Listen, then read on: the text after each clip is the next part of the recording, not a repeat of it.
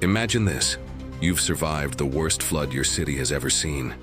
Waters that swallowed entire streets, homes torn apart like paper, chaos everywhere. You think the worst is over. You step outside to survey the damage. The air smells like mud and death. And then you hear it. A sound that doesn't belong. A low, guttural growl that makes your blood freeze. You turn slowly, and that's when you see it. Eyes like fire, teeth like daggers. A creature that shouldn't be there. A creature that's been hunting you. And in that split second, you realize something horrifying. The flood didn't kill you, but what it set free is about to. This is the story of Otar Tsukhishvili, a man who escaped drowning, only to face something far more terrifying. A beast unleashed by nature's fury. A predator with nothing to lose. And a death so brutal, so unexpected, that it would shake an entire nation to its core. Because sometimes, survival isn't about the disaster you can see. It's about the nightmare it leaves behind. June 13th, 2015. Tbilisi, Georgia. The night the earth opened its mouth and swallowed everything whole.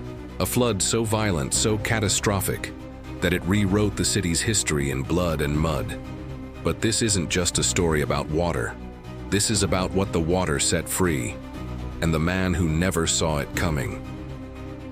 Otar Tsukhishvili was 46 years old, a man with rough hands and a quiet life. He worked hard, loved harder, and asked for very little from the world. He wasn't rich, he wasn't famous. He was just a man trying to get by in a city that had seen better days. Tbilisi was his home, the only place he'd ever known, and he walked its streets like they were extensions of his own heartbeat. Every corner, every alley, every cracked pavement stone told a story, and Otar knew them all. He lived in a modest apartment not far from the Vir River, a place where the rent was cheap and the neighbors knew your name. His mornings started early, always before sunrise. He'd brew strong black coffee, the kind that could wake the dead, and sit by his window watching the city come alive.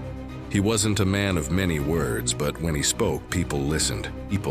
There was a weight to his voice, a gravity that came from years of seeing life strip away the unnecessary and leave only what mattered. Otar had a family once, a wife who left years ago, taking with her the warmth he didn't know how to hold on to. A daughter he saw twice a year if he was lucky. He carried their photographs in his wallet, edges worn soft from too much handling. He never talked about them, but everyone knew. You could see it in the way he looked at fathers walking with their children, a longing so deep it had no bottom. His work was simple, but steady. He helped manage a small warehouse on the outskirts of the city. Nothing glamorous.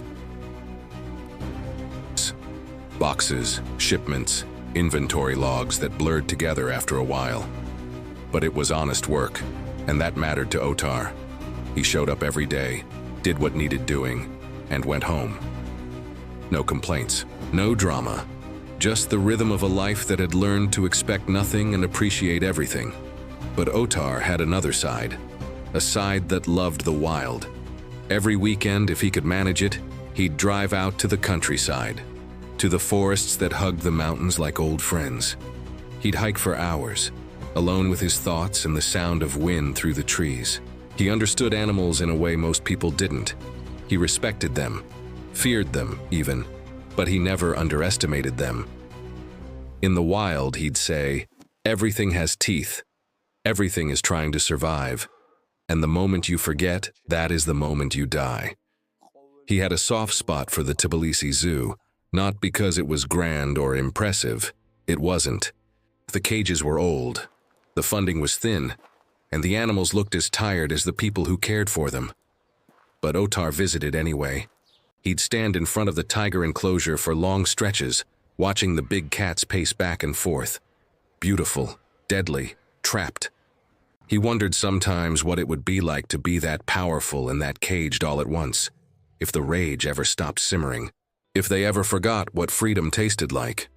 The zoo sat near the Vir River, a location that seemed charming until the rains came, and when they came in June of 2015, they didn't come as rain.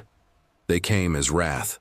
It started on the night of June 13th, a storm that seemed ordinary at first, thunder rolling through the valley, lightning cracking the sky in half. But then the river began to rise. Fast. Too fast. The Vir, usually a lazy, harmless stream, turned into a roaring monster. It swallowed roads. It crushed cars like aluminum cans. It tore through homes and dragged everyone downstream. By midnight, entire neighborhoods were underwater. People screamed from rooftops. Bodies floated past street lamps. The city was drowning and no one could stop it. The Tbilisi Zoo was directly in the flood's path, and when the water hit, it didn't just damage the enclosures. It obliterated them. Cages ripped open, walls collapsed. Animals, terrified and confused, were swept into the chaos. Hippos, bears, wolves, lions, and tigers. Lots of tigers. Some drowned immediately, their heavy bodies no match for the current. Others escaped into the city, wild-eyed and desperate, running through streets they didn't understand, surrounded by screams and sirens and the smell of death. One of those tigers was a white Bengal, a massive male, over 400 pounds of muscle and fury. His name was irrelevant now. He was no longer a zoo animal. He was a predator. And the flood had given him something he'd been denied for years: freedom. By dawn on June 14th, the waters began to recede. The city emerged like a corpse from a grave. Mud everywhere. Cars flipped upside down, buildings gutted. And bodies. So many bodies, humans and animals alike. The death toll climbed by the hour. 13 people confirmed dead, dozens missing. And somewhere in that wreckage, a white tiger prowled unseen. Otar survived the night. His building had held, though the ground floor was destroyed. He spent the hours after dawn helping neighbors, pulling debris, searching for survivors. His clothes were soaked, his hands bleeding, but he didn't stop. That was Otar. He didn't quit when things got hard, he leaned in. By midday, the government issued warnings. Escaped animals. Dangerous predators loose in the city. Stay indoors. Do not approach. Shoot on sight orders given to police. But Tbilisi was in chaos. Communication was fractured. Many people didn't hear the warnings. And even those who didn't believe a tiger could really be out there. Not in the middle of a city, not in broad daylight. Otar heard the warnings, but he had work to do. The warehouse needed checking, inventory might be ruined. His boss was calling, frantic. Otar told him he'd go. Someone had to. He'd survived the flood. What were the odds anything worse was waiting? He left his apartment around 2 in the afternoon. The streets were apocalyptic, mud like cement. Cars abandoned at weird angles. The smell unbearable, thick and rotten. He walked carefully, eyes scanning for hazards. Broken glass, exposed wires, sinkholes where the pavement had given way. It took him nearly an hour to cover what would normally be a 15-minute walk.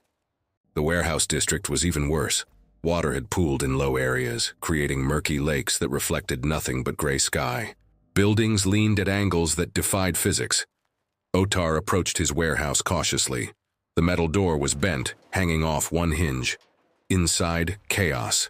Boxes destroyed, products ruined, thousands of dollars in losses. He sighed and stepped inside. He didn't see the tiger right away. It had been watching him. From the shadows near a collapsed fence. The great cat was hungry. Disoriented. Afraid. But more than that, it was a predator. And Otar, moving slowly through the wreckage, looked like prey.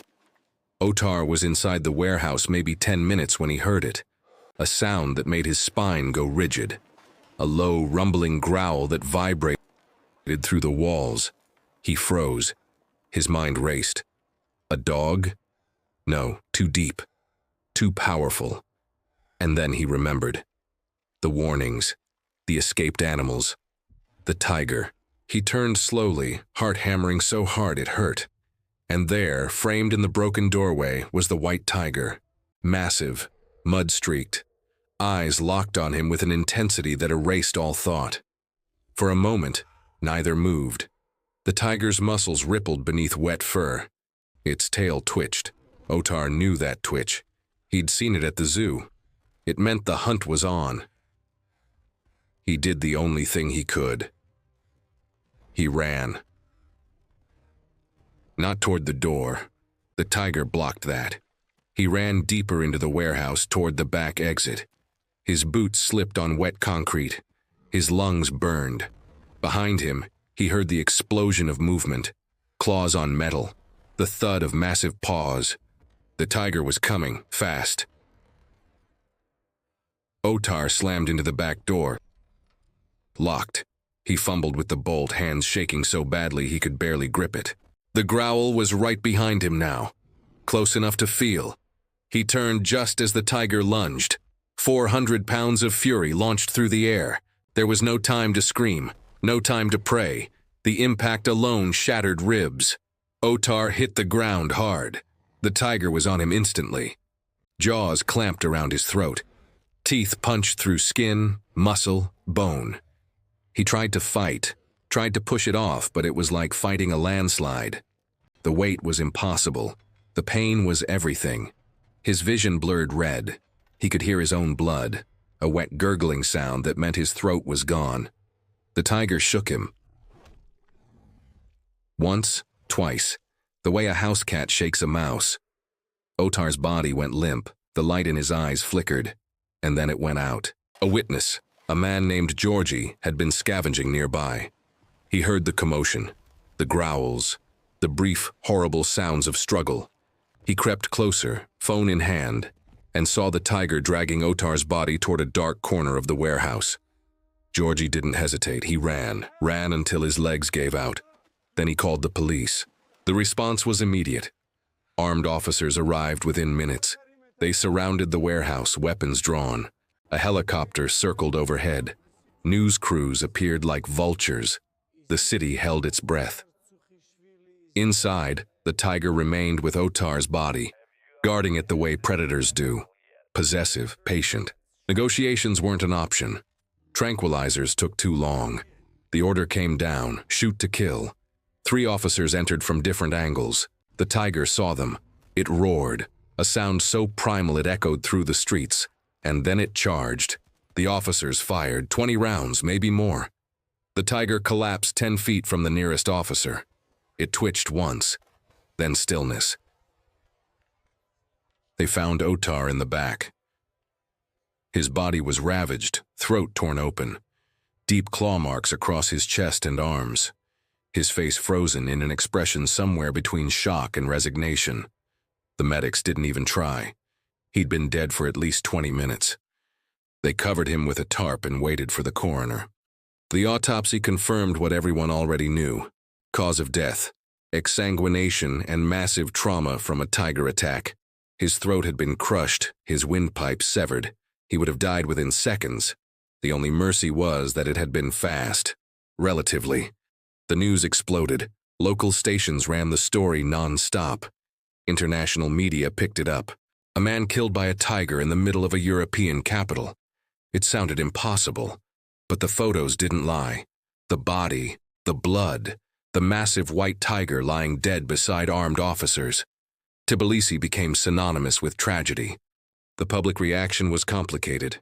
Grief for Otar, anger at the zoo, questions about safety, about preparedness, about how this could happen in a modern city. The zoo's director resigned. Lawsuits were filed. The government promised reforms. But none of it brought Otar back. His daughter came to claim the body.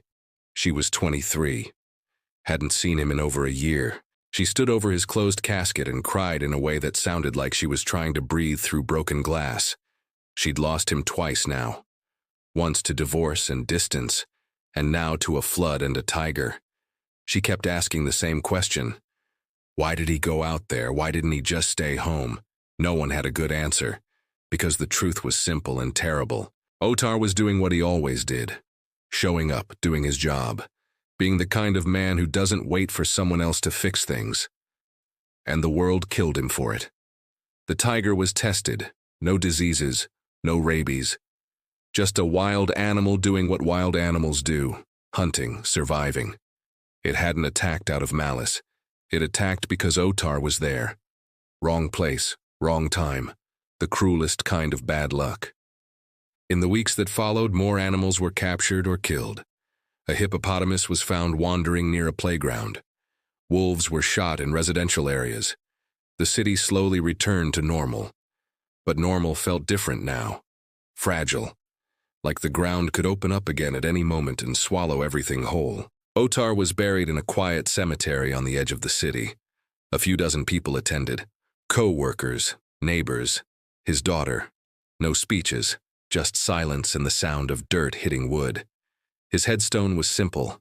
Name, dates, nothing about how he died. As if the universe owed him that much dignity. But the story didn't end there. Because Otar's death became a symbol. A reminder that nature doesn't negotiate. That disasters don't end when the water recedes. That sometimes the thing you survive isn't the thing that kills you. It's what comes after. The unseen consequence.